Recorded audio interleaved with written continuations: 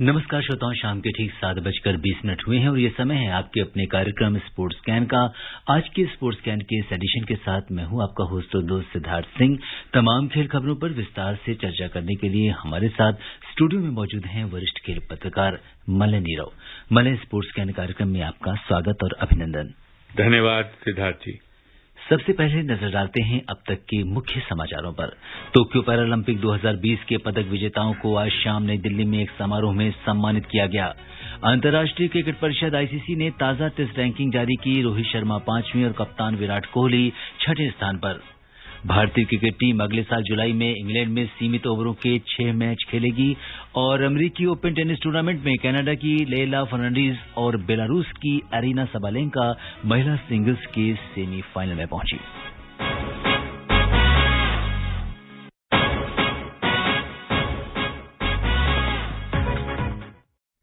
और सबसे पहले बात करते हैं टोक्यो पैरालंपिक 2020 के पदक विजेताओं को आज शाम नई दिल्ली में एक समारोह में सम्मानित किया गया। युवा मामले और खेल मंत्री अनुराग सिंह ठाकुर, युवा मामले और खेल राज्य मंत्री निशित प्रामाणिक और कानून मंत्री किरेन रिजिजू ने इन पदक विजेताओं को सम्मानित किया। हाल ही में संपन्न टोक्यो पैरालंपिक खेलों में देश ने 5 स्वर्ण, 8 रजत और 6 कांस्य सहित 19 पदक जीतकर अब तक का सर्वश्रेष्ठ प्रदर्शन किया है। इस अवसर पर श्री ठाकुर ने कहा कि भारतीय दल ने 19 पदक जीतकर देश को गौरवान्वित किया है और देश के लिए ये एक ऐतिहासिक उपलब्धि है। उन्होंने कहा कि 2016 पैरालंपिक में 19 सदस्यीय भारतीय दल को भेजा गया था, लेकिन इस बार 54 सदस्यीय दल ने टोक्यो पैरालंपिक में हिस्सा लिया और अपने शानदार प्रदर्शन से 19 पदक जीते हैं। ना आप रुके, ना रुकी आपके हौसलों की उड़ान। संघर्ष के इन 19 मेडलों पर पूरा देश कर रहा अभिमान, पूरा देश कर रहा अभिमान। Last time the contingent size was just 19 athletes and this time they have won 19 medals. The achievement is historic. Shri Thakur ने बताया कि सभी 54 खिलाड़ी target Olympic podium scheme tops का हिस्सा रहे हैं, जिससे उन्हें बेहतर प्रदर्शन करने में मदद मिली है। उन्होंने कहा कि खिलाड़ियों का प्रधानमंत्री नरेंद्र मोदी ने पैरालंपिक में हिस्सा लेने के पहले जिस तरह का उत्साहवर्धन किया, उसकी सभी खिलाड़ियों ने सराहना की है। श्री ठाकुर ने खिलाड़ियों को आश्वासन दिया कि भारत सरकार खिलाड़ियों को सहायता प्रदान करने में कोई कसर नहीं छोड़ेगी, ताकि वे भविष्य में होने वाली स्पर्धाओं में और अधिक पदक जीत सकें। I could see a sense of achievement, a sense of pride, but at the same time, most of them in person have lauded the efforts of Sports Authority of India and the Government of India, the kind of treatment which has been given to them over a period of time, and above all, everyone cherished the way Honorable Prime Minister spoke to them before their departure for the Paralympics at Tokyo 2020. I can assure you that we will leave no stone unturned for the future Olympics and for the future World Championships, so that you could achieve more and more. जी हां, अगर Malay हम देखें तो Tokyo Paralympic में जिस तरह का प्रदर्शन हमारे खिलाड़ियों ने किया है, वहां पे उन्होंने जो तिरंगा है, जिस तरीके से उसका मान रखा है और जो प्रदर्शन किया है, वो वाकई में उसकी सराहना न सिर्फ भारत में बल्कि पूरा विश्व कर रहा है। बिल्कुल, जैसा कि मंत्री जी ने स्वयं कहा कि 19 खिलाड़ियों का, सदस्यों का, जो हमारे खिलाड़ी थे वो एक पूरा उनकी टीम गई थी पिछले ओलंपिक्स में, पैरालंपिक्स में, और इस बार 19 पदक लेकर लौटी है। तो सोचिए कि कितनी बड़ी ये जीत है और कितना हौसला बढ़ा है इससे देश के खिलाड़ियों का। और खेल संस्कृति एक तरह से विकसित होती हुई दिख रही है। अगर आप देखें कुल मिलाकर कि जिस प्रकार से अभी टेबल टेनिस में पदक मिले, आर्चरी में, तीरंदाजी में बहुत सारे पदक मिले, इसी प्रकार से कैनोइंग में, पावर लिफ्टिंग में पदक प्राप्त हुए, तो कई 2 विश्व रिकॉर्डों की बराबरी हुई, कई रिकॉर्ड टूटे। तो जो पैराथलीट्स ने इस बार जिस प्रकार से प्रदर्शन किया वो काबिले तारीफ है और इससे देश में ऐसे खेलों में हिस्सा लेने वाले खिलाड़ियों का हौसला बढ़ता है। एक ट्रांसफॉर्मेशनल चेंज, एक पूरा परिवर्तन का जो दौर चला, जिसमें प्रधानमंत्री ने विशेष अग्रणी भूमिका निभाई और खिलाड़ियों का प्रोत्साहन, उनको प्रोत्साहित किया, उनका उत्साहवर्धन किया, उनके हौसले बढ़ाए, उसका सीधा असर आपको देखने को मिला। और जो पैरा एथलीट्स हमारे हैं वो टॉप स्कीम जो है टारगेट ओलंपियन पोडियन स्कीम, उसमें उन सब को शामिल किया गया और इससे खिलाड़ियों को, एथलीटों को बहुत ज्यादा सहयोग मिला, जिसकी चर्चा श्री अनुराग ठाकुर ने भी की। तो इस प्रकार से देखा जाए तो जिस प्रकार से पैरा स्पोर्ट्स को पिछले कुछ दिनों में भारत में जिस प्रकार से उस पे काफी ध्यान दिया गया है सरकार की तरफ से, स्पोर्ट्स अथॉरिटी ऑफ इंडिया की तरफ से, उसका सीधा जो परिणाम है आपको इस बार टोक्यो पैरालंपिक्स खेलों में दिखा। जी बिल्कुल। और मलय अगर हम देखें तो इसकी जो नींव है वो तो ओलंपिक में ही पड़ गई थी और इसके बाद पैरालंपिक में जिस तरह से बैक टू बैक देश ने प्रदर्शन किया। और यहाँ पे एक खास बात आपसे और करना चाहेंगे, क्योंकि किसी भी जीत के पीछे जो तैयारी होती है उसकी बहुत बड़ी भूमिका होती है और कोई भी जीत अकेले कभी नहीं पूरी हो सकती जब तक उसमें लोगों का सहयोग ना हो। जैसा कि आपने भी कहा, यहाँ पे टॉप्स स्कीम की चर्चा करेंगे, जिस तरह से सरकार ने टॉप्स स्कीम के माध्यम से और खिलाड़ियों ने भी इस चीज को अपनी हर एक बात में उन्होंने आभार भी व्यक्त किया है और उन्होंने इस बात को दिल से सराहा है कि जिस तरह का प्रोत्साहन उनको मिला और जिस तरह की उनको सुविधा मिली। अगर हम इंफ्रास्ट्रक्चर की बात करें, कोचेस की बात करें, क्योंकि टाइम बहुत टफ था, कोविड का टाइम था, चाहे उन्हें प्रैक्टिस देश में करनी हो या विदेशों में, उन्हें यहां से कोच की जरूरत हो या विदेशी कोच की जरूरत हो, तो सरकार ने उन सारे जो खर्चे थे इसको लेके उसको पूरा उठाया और खिलाड़ियों को किसी भी किस्म की परेशानी या अभाव नहीं होने दिया सुविधाओं का।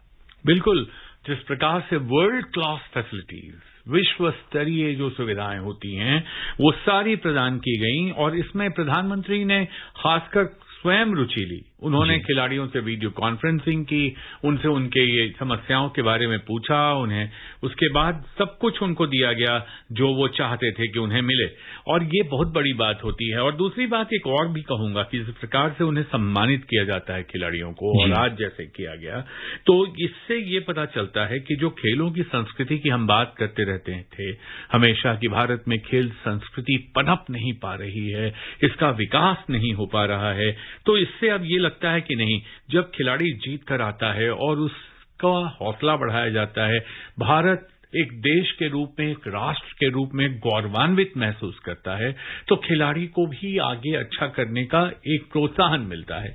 ये बहुत बड़ी बात होती है और इस बात पर भी ध्यान देना जरूरी है, क्योंकि जब सरकार लगातार आपको सपोर्ट करती है, आपकी सहायता करती है, आगे आती है और फिर टॉप स्कीम जैसे स्कीम में आपको हर प्रकार की सुविधाएं प्रदान करती है, तो जो उसी पंक्ति में खड़ा पीछे एक युवा खिलाड़ी है उसको भी लगता है कि सिर्फ ऐसा नहीं है कि ये 4 दिन की चांदनी और फिर अंधेरी रात, ये नहीं है। यहां तो हमें लगातार समर्थन मिलेगा, सहयोग मिलेगा, जिससे कि भारत में खेलों के उज्जवल भविष्य की नींव अब रखी जा चुकी है।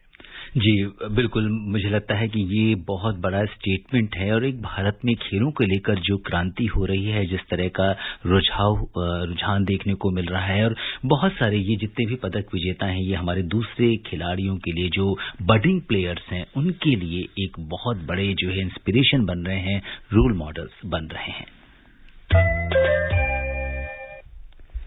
बात करते हैं क्रिकेट की। अंतर्राष्ट्रीय क्रिकेट परिषद ने ताजा टेस्ट रैंकिंग की घोषणा कर दी है। क्या कुछ है इस टेस्ट रैंकिंग में, बता रहे हैं हमारे सहयोगी आनंद श्रीवास्तव।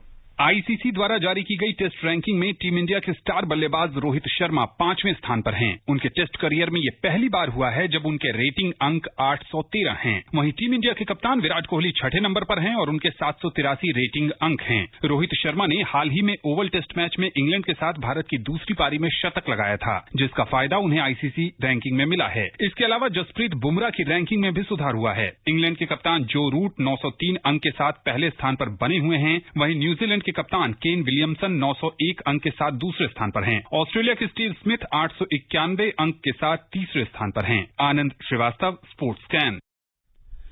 जी हाँ, अगर हम इस रैंकिंग को देखते हैं तो रोहित शर्मा की हम बात करेंगे और जिस तरीके से जबरदस्त फॉर्म में हैं, बढ़िया प्रदर्शन कर रहे हैं, क्या कुछ कहेंगे? देखिए, टॉप 10 में भारत के केवल 2 बल्लेबाज हैं। एक है विराट कोहली, दूसरे रोहित शर्मा। विराट कोहली 6ठे स्थान पर, रोहित 5वें स्थान पर। लेकिन दोनों के बीच अगर आप रेटिंग पॉइंट्स के अंतर को देखें तो 30 रेटिंग पॉइंट्स का अंतर है। रोहित शर्मा ने एक लंबी छलांग लगाई है क्योंकि कोहली की रैंकिंग इससे पहले 5वें स्थान पर थी और जाहिर सी बात है कि बहुत अच्छा प्रदर्शन कोहली का जो नहीं रहा है इंग्लैंड के दौरे पर, और रोहित ने जो शानदार प्रदर्शन किया है टेस्ट मैच के ओपनर के रूप में, जिस प्रकार की मनस्थिति चाहिए ओपनर के लिए, मनोवैज्ञानिक रूप से जैसे उसे तैयार करना पड़ता है उस तरह से अपने आप को ढाला है और जिसका उन्हें सीधा फायदा पहुंचा है, जिसके कारण उनकी रैंकिंग में वृद्धि हुई है। और जैसे मान लीजिए बुमराह ने भी जो बहुत अच्छी गेंदबाजी का प्रदर्शन किया इंग्लैंड के खिलाफ चौथे टेस्ट में, अपने मैच जीतने वाले स्पेल के बाद उनकी टेस्ट रैंकिंग में उनकी रैंकिंग ऊपर होना बिल्कुल लाजमी सी बात है और एक रैंक ऊपर वो उठे हैं और ये बहुत अच्छी बात है। और जहां तक ऑलराउंडरों की बात है तो अश्विन एक पायदान के नुकसान के साथ अब 5वें स्थान पर खिसक गए हैं। रविंद्र जडेजा तीसरे स्थान पर बरकरार हैं और तो इसको देखते हुए ऐसा लग रहा है कि जो अच्छा प्रदर्शन भारत ने इंग्लैंड में किया है और लगातार भारत की टीम करती आ रही है और इस प्रकार से विराट कोहली की प्रशंसा बिल्कुल जिसको कहते हैं खुले दिल से पूरे विश्व में हो रही है। विश्व के भारत के बाहर के खिलाड़ियों ने ही भरी पूरी उनकी प्रशंसा की है। उसको देखते हुए और भारत के खिलाड़ियों के खेल को देखते हुए बहुत मुझे आश्चर्य नहीं हुआ जब नई रैंकिंग आई और मुझे लगता है कि विराट से भी और भी बेहतर प्रदर्शन की उम्मीद है और एक बार फिर वो उनके और रोहित शर्मा के बीच जो एक जिसको हेल्दी कंपटीशन कहते हैं वो रहे तो अच्छी बात है। बिल्कुल, निश्चित तौर पर उम्मीद करते हैं कि आगे इन रैंकिंग्स में और भी सुधार होगा। यूएई और ओमान में अगले महीने होने वाले 2020 विश्व कप क्रिकेट के लिए भारतीय टीम की घोषणा अब से कुछ देर बाद होनी है। टीम के मुख्य चयनकर्ता चेतन शर्मा की अध्यक्षता में ये बैठक हो रही है। मतलब ये बड़ी महत्वपूर्ण जो घोषणा है ये होगी और खिलाड़ी कौन कौन से खिलाड़ी आने वाले हैं, इसमें उनका चयन होने वाला है, इस पर आप क्या कहेंगे? देखिए, बहुत ही महत्वपूर्ण है ये इस प्रकार से भी कि आप जान रहे हैं कि विश्व कप जब होगा T20 विश्व कप तो उसमें भारत एक प्रमुख दावेदार के रूप में उतरेगा और विराट कोहली इसकी कप्तानी करेंगे। टीम में ऐसे कई युवा खिलाड़ियों को जगह दी जा सकती है जिन्होंने IPL और बाकी टूर्नामेंट में अच्छा प्रदर्शन किया है। तो इस प्रकार से लगता है कि कुछ परिवर्तन देखने को मिलेंगे। आज सुनील गावस्कर ने अपनी ओर से जो 15 खिलाड़ियों की घोषणा की है, उन्होंने जो चुने हैं 15 खिलाड़ी, ये आज से अभी थोड़ी देर बाद तो शायद नतीजा सबको पता चल जाएगा। बैठक सुना है मैंने कि 9 बजे रात तक फैसला हो जाना चाहिए। बैठक जारी है, अगर आज नहीं तो कल होगा, लेकिन हो जाएगा। तो गावस्कर ने अपनी टीम में सलामी बल्लेबाज शिखर धवन को ही बाहर कर दिया है। उन्होंने कहा है कि इनकी जरूरत नहीं है, हालांकि उन्होंने राहुल को रखा है और विराट कोहली और रोहित को भी रखा है। राहुल को रिजर्व ओपनर के तौर पर उनका मानना है कि रखा जाए। तो इस तरह से कई बातें हैं। और लेकिन जहां तक स्पिनर्स का सवाल है तो चहल और चाहर लेग स्पिनर्स के रूप में भारत की टीम में उनके रखे जाने की पूरी संभावना है।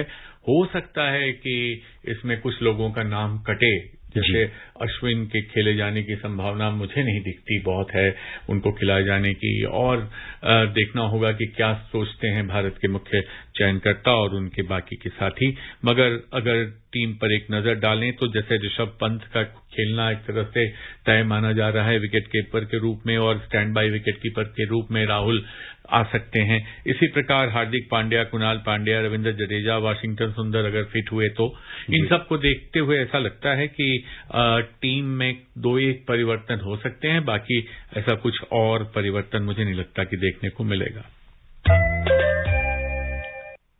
भारतीय क्रिकेट टीम अगले साल जुलाई में इंग्लैंड में सीमित ओवरों के 6 मैच खेलेगी। इंग्लैंड एवं विश्व क्रिकेट बोर्ड ECB ने 2022 के घरेलू अंतर्राष्ट्रीय कैलेंडर की घोषणा करते हुए ये जानकारी दी।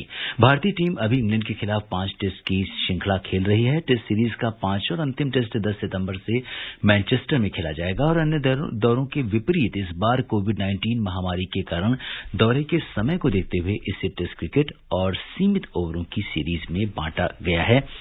और ये तो बात थी भारत के इंग्लैंड दौरे की। और अब नजर डालते हैं अगली खबर पे। पैरालंपिक के 3 बार के पदक विजेता भाला फेंक खिलाड़ी देवेंद्र झाझरिया, पूर्व क्रिकेटर वेंकटेश प्रसाद और पूर्व विश्व चैंपियन मुक्केबाज एल सरिता देवी को इस साल राष्ट्रीय खेल पुरस्कारों की चयन समिति में शामिल किया गया है। इसमें पूर्व निशानेबाज अंजलि भागवत और महिला क्रिकेट टीम की पूर्व कप्तान अंजुम चोपड़ा को भी शामिल किया गया है। समिति अगले कुछ दिनों में बैठक कर विजेताओं का फैसला करेगी। तो ये जो खिलाड़ी हैं पैरालंपिक के 3 बार के जो पदक विजेता हैं देवेंद्र झाझरिया और कुछ नए खिलाड़ियों को शामिल किया गया, इस बारे में आप क्या कहेंगे?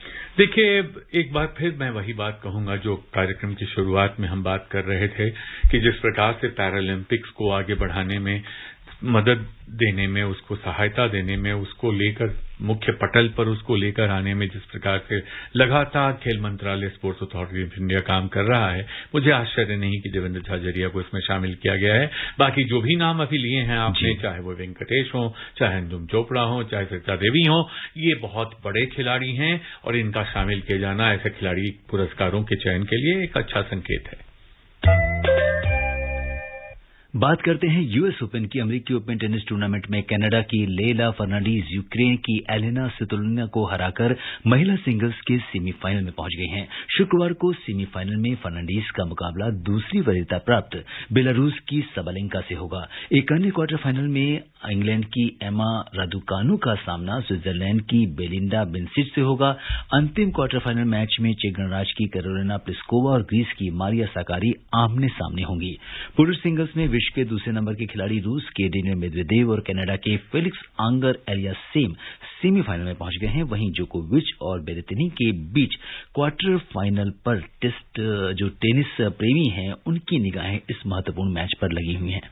बिल्कुल, देखिए, एक जो बहुत ही शानदार प्रदर्शन कहा जाए इस बार देखने को मिला है वो है लेला फर्नांडिस का यूएस ओपन सेमीफाइनल्स में 19 वर्ष की आयु पूरी करने के एक दिन बाद सेमीफाइनल में प्रवेश करना बहुत बड़ी बात होती है। शरापोवा के बाद इतने कम उम्र में यूएस ओपन के फाइनल में सेमीफाइनल तक पहुंचने वाली मेरे ख्याल से ये पहले खिलाड़ी हैं, जहां तक मेरी याददाश्त मुझे बताती है। और कनाडा की खिलाड़ी बहुत शानदार प्रदर्शन कर रही हैं। बाकी अगर हम नजर डालें तो स्वितोलिना को हरा के जिस प्रकार से इन्होंने आगे अपनी जगह बनाई है, बहुत बड़ी बात है। मेदवेदेव बहुत अच्छा खेल रहे हैं। और जहां तक जोकोविच का सवाल है, तो अगर शीर्षस्थ खिलाड़ियों की बात करें सिद्धार्थ, जो चोटी पर, तो इस बार यूएस ओपन में तो बहुत उलटफेर हुए हैं। तो ऐसे में सिर्फ एकमात्र जो उम्मीद की किरण है वो उन्हीं पर टिकी हुई है कि क्या वो अपना 21वां ग्रैंड स्लैम खिताब हासिल कर पाएंगे। सबके मुंह पर एक ही सवाल है और उनका मुकाबला बेरेतिनी से है। बेरेतिनी के बारे में खुद जोकोविच ने कहा है, बड़ी इंटरेस्टिंग बात कहा कि ये तो एक हैमर है, हथौड़े के समान। उन्होंने कहा डेल पोत्रो के बाद इतनी तेज स्ट्रोक खेलने वाला कोई खिलाड़ी मैंने नहीं देखा। और हालांकि अगर आप देखें रिकॉर्ड तो 3 मैच दोनों के बीच हुए हैं, तीनों में जोकोविच ने बेरेतिनी को हराया है। मगर इस बार बेरेतिनी बहुत अच्छे फॉर्म में दिख रहे हैं। अच्छा मुकाबला होने की पूरी उम्मीद है। बिल्कुल, तो इस मुकाबले पर भी हमारी निगाहें रहेंगी। कोरोना महामारी के कारण एशियाई युवा खेल 2021 को दिसंबर 2022 तक स्थगित कर दिया गया है। चीन ओलंपिक समिति ने आज इसकी घोषणा की। तीसरे एशियाई युवा खेल का आयोजन दक्षिणी चीन के गुआंगडोंग प्रांत के शांतू में 20 से 28 नवंबर तक होना था। सीओसी के बयान के अनुसार नया कार्यक्रम 20 से 28 दिसंबर 2022 तक तय किया गया है। तो ये कुछ ऐसी चीजें हैं, कुछ खेल हैं उन जिनके कार्यक्रम में परिवर्तन भी किए जा रहे हैं। और श्रोताओं, अब समय अनुमति नहीं दे रहा है कि हम कुछ और खेल खबरों पर चर्चा करें। मैं तमाम खेल खबरों पर विशेषज्ञ राय साझा करने के लिए आपका बहुत बहुत धन्यवाद और आभार। धन्यवाद। श्रोताओं, स्पोर्ट्स कैन में आज के लिए बस इतना ही। अगर आप इस कार्यक्रम को दोबारा सुनना चाहते हैं तो लॉग ऑन कर सकते हैं हमारी वेबसाइट newsonair.nic.in पर। कल शाम 7:20 पर दोबारा मुलाकात के वादे के साथ इजाजत दीजिए अपने होस्ट और दोस्त सिद्धार्थ सिंह को। तब तक के लिए नमस्कार, शुभ रात्रि।